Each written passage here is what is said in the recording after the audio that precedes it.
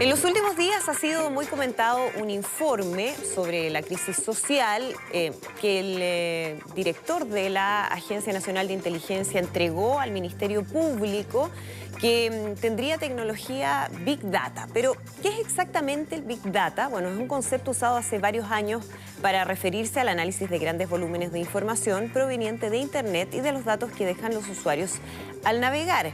¿Cómo se puede sacar provecho de esta herramienta? ¿En qué áreas está siendo utilizada? Bueno, es lo que queremos conversar con Carla Bairetti, académica de la Universidad de los Andes e investigadora del Instituto de Sistemas Complejos de Ingeniería. Carla, muchísimas gracias por acompañarnos. Muchas gracias a ustedes por invitarme. Bueno, un concepto, decíamos, que ha estado aquí en el centro de la controversia en los últimos días, pero pareciera que se aplica para muchas cosas Big Data, o que ha sido a veces sobreutilizado.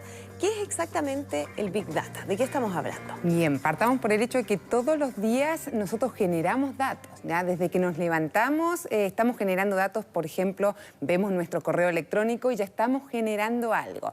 Tomamos un auto o tomamos el bus y eso vuelve a generar datos en cada uno de los momentos.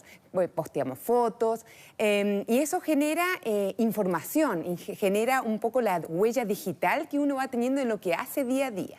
Ahora, cuando hablamos de Big Data, que como tú mencionabas, es un concepto que viene hace muchos años, el tema ahora es por qué es tan interesante y por qué es tan relevante este tema, es porque anteriormente los datos no se podían tratar de juntar todos y tratar de procesarlos de manera eficiente. Hoy en día tenemos computadores que ya pueden agarrar millones y millones de datos y procesarlos y tratar de sacar un valor a esos datos, que eso es lo más importante. Entonces, lo que hacemos es pensar en esas 3B que son tan mencionadas, que uno dice, bueno, el volumen, es decir, muchos datos, la velocidad a la cual uno puede procesar esos datos, y lo último es también la variedad que existe de los datos. No solamente tenemos datos numéricos, tenemos fotos, tenemos videos, tenemos audio, y todo eso genera muchísima información que me da valor para tratar de predecir ciertas cosas. Ahora, estamos hablando de una gran cantidad de datos que no pueden ser procesados por un computador común y corriente. En el fondo, claro, requiere cierto nivel de tecnología para poder tomar todo esto y poder ir sacando ciertos cruces de información. Los análisis los hacen otros, ¿no? Pero en el fondo lo que importa es cómo esa información se va cruzando y va generando ciertas... Claro, veamos el caso simple de un retail, por ejemplo. Si yo tengo que tratar de decir, bueno, ¿qué es lo que voy a vender el día en esta temporada? Yo no solamente necesito la información de mis productos y de mi categoría de mis productos, sino que también necesito información acerca de qué es lo que pasó años anteriores, qué tiene que ver con el clima, por ejemplo, porque yo sé que tengo que entregar cierta vestimenta para determinados momentos del clima, y hay muchos cruces de información que es necesaria, y de esa manera uno puede lograr predecir mejor, por ejemplo, la demanda y qué es lo que voy a ofrecer en mis tiendas para esta temporada en particular. Por lo tanto, Carla, me imagino que entre más fuentes de información de datos, mejor es la calidad de esa información. Claro, tenemos un montón de fuentes, un montón de elementos en donde uno va cruzando estos datos, y de esta manera uno logra entender un poco también en ciertas ventanas de tiempo qué es lo que va a pasar en cada momento. Ya, por ejemplo, si quiero poner una tienda en un lugar determinado, tengo que ver en qué lugar me conviene estratégicamente posicionarlo, y eso tiene que ver también con dónde vive la gente, y esa información no solamente es del área del retail que tiene los productos, sino que también tengo que conocer a mis clientes, tengo que poder segmentar y decir, bueno, ¿qué es lo que voy a hacer con esta información y de qué manera la voy a utilizar de manera adecuada para que pueda sacarle un cierto valor a estos datos? Claro, en ese sentido, estoy pensando justamente en la controversia que se ha generado, ¿no?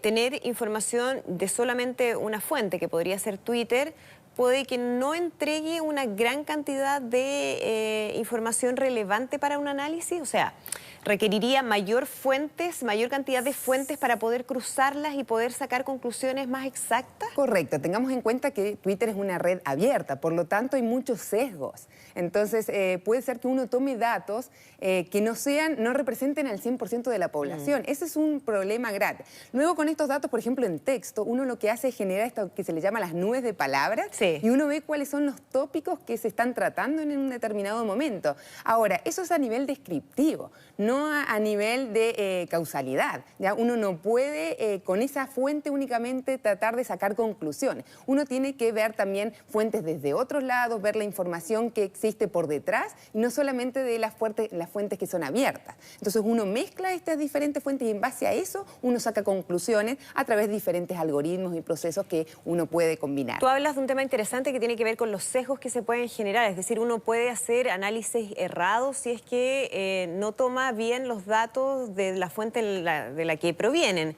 En ese sentido, Twitter no representa, como decías tú, a toda la población y puede también ser manipulado de algunas maneras. Sí, perfecto. Puede ser manipulado, puede ser que yo tome un periodo en el cual una determinada cantidad de gente de un cierto criterio hizo comentarios, entonces tampoco es demasiado confiable. Ahora, es una fuente que me provee muchísima información, por lo tanto es muy útil. Mucha gente investiga sobre estos datos que se publican y es la opinión directa de las personas, lo cual es muy enriquecedor. Pero también vamos a tener otras cosas que son fuentes externas, que gente que también puede hacer una cierta maldad para generar más comentarios a favor de tal idea o no. Ese es lo complicado si uno no contrasta con una fuente más verídica o puede tratar de entender cómo es el comportamiento de estas redes. Porque también cuando uno ve los mapas de palabras, que claro, uno ha visto esas nubecitas, ¿no?, donde hay palabras grandes que han sido las más utilizadas, no necesariamente puede darle una valoración a esa palabra, o sea, puede que haya sido utilizado de manera negativa, positiva, en algunos casos es más evidente, pero en otros no necesariamente. Claro, lo que uno hace es resaltar en estas nubes como las palabras más citadas, ¿ya?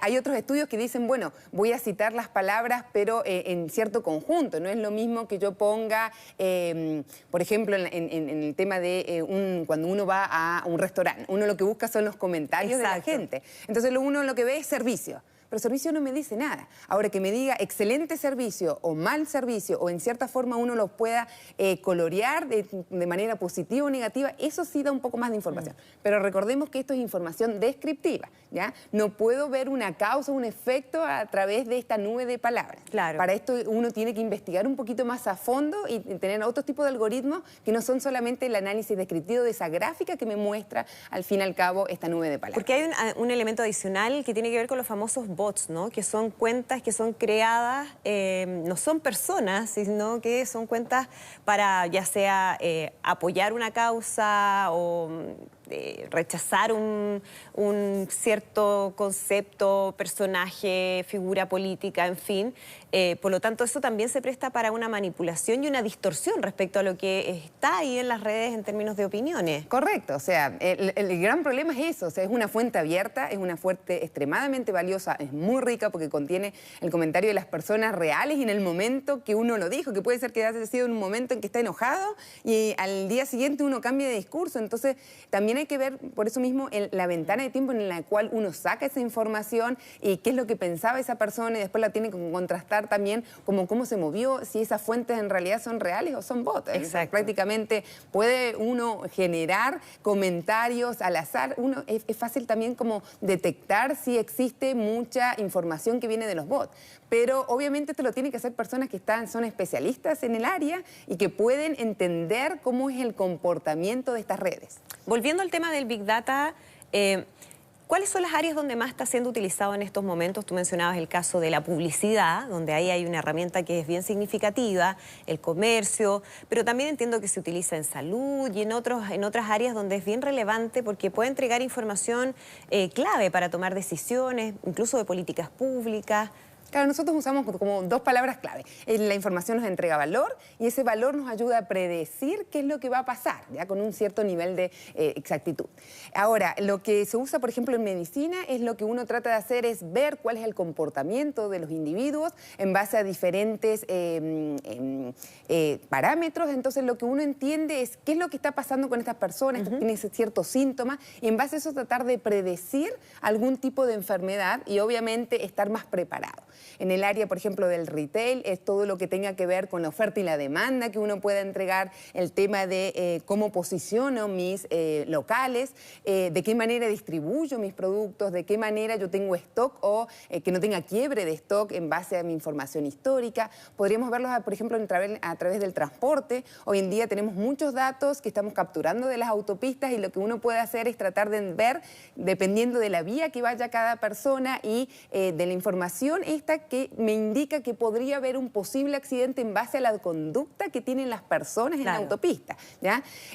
También, por ejemplo, podemos recolectar datos de texto. Esos datos de texto son una fuente muy rica, por ejemplo, para los comercios que, como decíamos, por ejemplo, de un restaurante, de un supermercado, hacer recomendaciones. Eso es súper rico. O sea, uno sabe que, por ejemplo, en Netflix el 75% de las películas que uno ve, es decir, 3 de cada 4 películas que uno ve son a través de recomendaciones. Es decir, si yo vi y la persona que está muy unida a mí o tiene un perfil parecido, vio alguna película, obviamente me lo van a recomendar. Entonces todo esto se utiliza mezclando los datos y luego estos datos tratando de entender y ver qué va a pasar el día de mañana. Que es parte de lo que hablamos en términos de inteligencia artificial, sí, ¿no? Sí, claro, que está muy unido, se alimenta de esos datos. Claro, los datos por debajo se almacenan en una estructura muy eficiente, se pueden consultar de manera muy eficiente y luego existen diferentes estrategias, en particular está todo lo que es la inteligencia artificial, que lo que ayuda es tratar de entender cómo funciona esto y cómo se unen, cómo existen sistemas de recomendación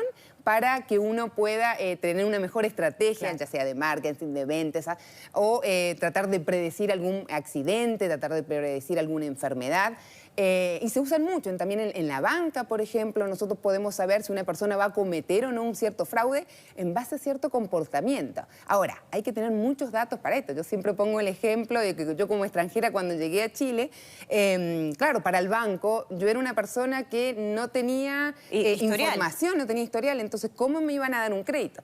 ¿Qué es lo que uno hace con eso? Estratégicamente empieza a generar una cierta información, un cierto histórico, pidiendo crédito, porque el banco tiene que comprobar efectivamente que uno ha tenido un buen comportamiento o no para empezar a eso de a poquito, decir, ahora te ofrezco esto, ahora te ofrezco esto. Tú pagaste ya, entonces en base a ese comportamiento es donde van viendo qué más me pueden ofrecer. Cuando hablamos de datos del sistema financiero, de salud u otro, estamos hablando de información que es muy sensible. Sí. Y ahí hay una pregunta que es clave. ¿Quién maneja nuestros datos? ¿Quién está encargado de procesar esos datos y qué seguridad da en términos de el uso de esos datos? Yo te puedo hablar desde el ámbito, yo no analizo Twitter, que eso es una fuente abierta, y eso es bastante complicado y uno tiene que saber, siempre el ejercicio que uno hace es decir, tengan cuidado con lo que uno publica en fuentes que son tan abiertas, porque claro, uno publica en Facebook, pero en Facebook el tema es que uno tiene, por ejemplo, algo cerrado para el círculo en el cual uno está.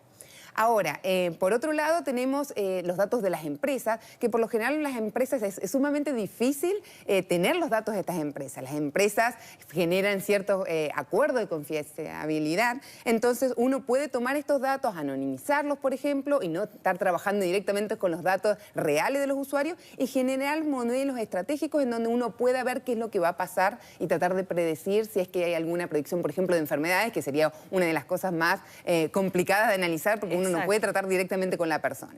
Y trata con datos que uno en realidad no sabe y se los tiene una forma de anonimato en realidad ese dato. Claro, estoy pensando en lo que puede pasar en términos del uso de esos datos personales. Porque en el mismo caso de información mía de salud, que puede ser sensible, puede llevar, no sé, estoy poniendo un ejemplo, pero a mi SAPRE a tomar ciertas determinaciones respecto a cuánto me va a cobrar. Estoy pensando aquí en el futuro, o otro tipo de decisiones que son complicadas en términos de cómo se puede regular eso, hasta dónde se puede llegar con el uso de esos datos versus lo que tiene que ver con la protección de esos datos personales, ¿no? Para cada uno de los individuos. Claro, es súper difícil. Uno siempre trata de hacer la práctica de tratar de mantener todo prácticamente cerrado. Exacto. Y tratar de entregar la menor información posible. Ahora, esos riesgos está. ¿Quién no ha escrito un mail y en un momento determinado estaba hablando con alguien y dice, ¿me están escuchando? ¿Qué es lo que está pasando? Porque uno dice, bueno, hablé sobre un determinado, quiero ir de viaje al sur.